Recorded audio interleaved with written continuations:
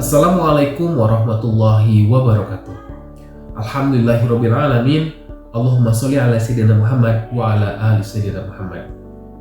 Segala puji hanya milik Allah Subhanahu wa taala. Salawat serta salam tercurah limpah kepada junjungan alam Nabi Muhammad sallallahu alaihi wasallam. Rabbi shrah li sadri wa yassir li amri wahlul 'uqdatam min lisani yafqahu qawli. Alhamdulillah, perkenalkan saya Helmi Rizal Fauzi, mahasiswa STI Darut Tauhid, jurusan Komunikasi Penyiaran Islam, kelas Santri Karya. Alhamdulillah, STI Darut Tauhid ini adalah lembaga pendidikan tertinggi di Darut Tauhid, menjadikan sebagai hasanah keilmuan yang lebih benar, akurat, dan juga lengkap, agar semakin besar manfaatnya kepada umat, insya Allah. Nah, sebagai informasi, STI Darut Tauhid ini sedang membuka penerimaan mahasiswa baru tahun 2025 untuk program studi Hukum Ekonomi Syariah dan juga Komunikasi Penyiaran Islam. Untuk informasi lengkapnya, teman-teman bisa cek di link yang ada di bawah ini. Nah, baik teman-teman, insya Allah pada kesempatan ini kita akan membahas tentang lambang negara. Memahami arti pada lambang negara Garuda Pancasila dan juga komponen warna pada lambang negara Garuda Pancasila. Sebelum masuk ke pembahasan intinya, kita akan membahas tentang apa itu lambang negara. Lambang negara adalah suatu bentuk yang digunakan sebagai lambang resmi negara. Lambang negara Indonesia adalah burung Garuda. Lambang negara tersebut harus dijaga sebagai tanda kehormatan negara. Gitu. Nah, apa itu burung Garuda? Pertanyaan selanjutnya adalah apa itu burung Garuda? Lambang burung Garuda menggambarkan kebesaran dan kekuatan. Indonesia ingin menjadi negara yang besar dan juga kuat, insya Allah, gitu ya. Sejarah Garuda Pancasila. Garuda Pancasila ditetapkan sebagai lambang negara Indonesia pada tanggal 11 Februari 1950. Ini merupakan simbol identitas persatuan bangsa dan juga mewakili nilai-nilai Pancasila sebagai dasar negara. Lalu siapa pencipta gambar burung Garuda? Burung Garuda dirancang oleh Sultan Hamid II dan juga kemudian disempurnakan oleh Bung Karno, Bapak Proklamasi kita. Nah, makna Bhinneka Tunggal Ika yang berarti berbeda-beda tetapi tetap satu, mengambil filosofi dari kitab Sutasoma karya Empu Tantular. Ini menggambarkan keberagaman suku, agama, ras, dan budaya yang bersatu dalam Negara Kesatuan Republik Indonesia. Nah, ciri-ciri gambar Garuda, yang pertama adalah kepala burung Garuda itu menghadap ke sebelah kanan. Yang kedua, terdapat perisai berbentuk jantung yang digantung menggunakan rantai pada leher Garuda. Yang kedua, terdapat semboyan Bhinneka Tunggal Ika yang bermakna meskipun berbeda-beda tetapi tetap satu, tertulis pada pita yang dicengkram oleh Garuda, begitu. Nah, di tengah perisai terdapat sebuah garis hitam tebal yang menggambarkan garis Katulistiwa. Pada perisai terdapat 5 ruang yang mewujudkan dasar negara Pancasila, begitu ya. Nah, jumlah bulu pada burung Garuda pertama ada 17 helai bulu pada setiap sayap. Gitu, ini menandakan tanggal proklamasi.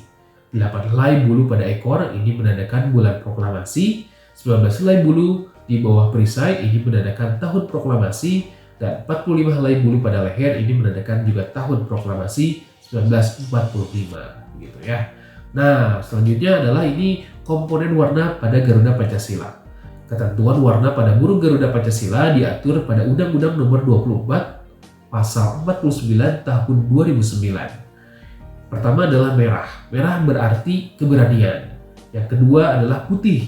Putih ini berarti kesucian. Yang ketiga adalah kuning. Kuning ini berarti keagungan bangsa, keluhuran negara, dan juga kemegahan. Yang keempat adalah hijau. Hijau ini adalah kesuburan dan juga kemakmuran. Dan yang kelima adalah hitam.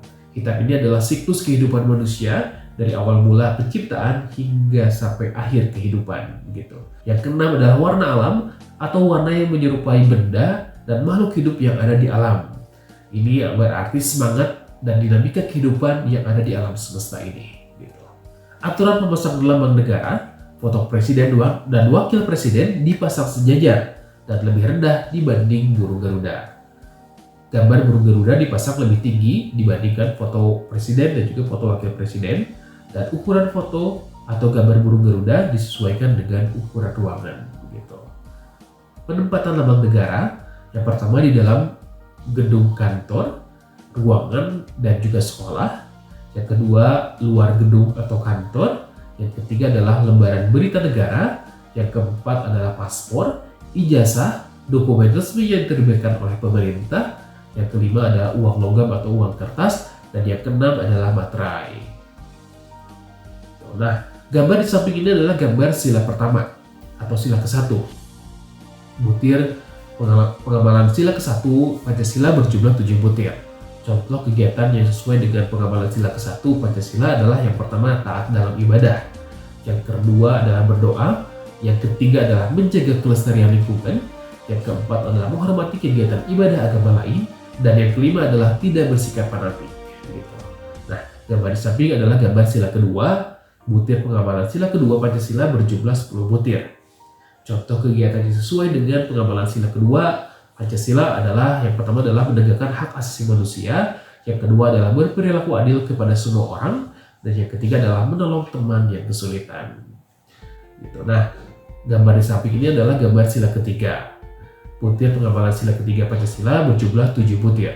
Contoh kegiatan yang sesuai dengan pengamalan sila ketiga Pancasila adalah yang pertama adalah bersikap toleransi, yang kedua adalah bekerja sama, yang ketiga adalah cinta tanah air, yang keempat adalah menjaga kerukunan, persatuan, dan juga kekompakan. Gambar di samping adalah gambar sila keempat, banteng.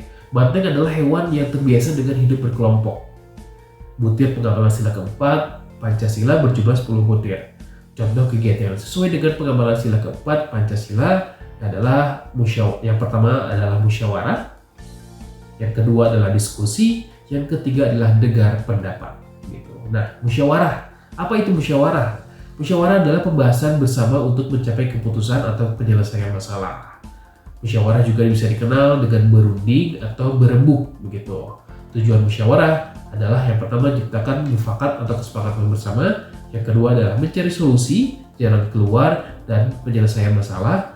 Yang ketiga adalah mendapat saran, masukan, dan pendapat dari masing-masing anggota. Dan yang keempat adalah meningkatkan kebersamaan. Begitu. Gambar di samping adalah gambar sila kelima. Butir pengamalan sila kelima Pancasila berjumlah 11 butir.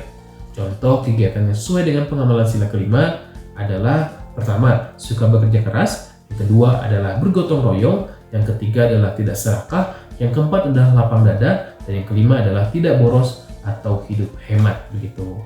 Nah, mengapa bangsa Indonesia dapat bersatu di tengah-tengah perbedaan?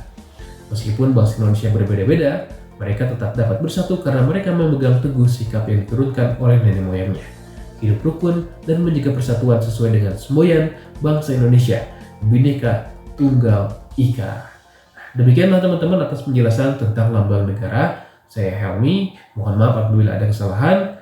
Assalamualaikum warahmatullahi wabarakatuh.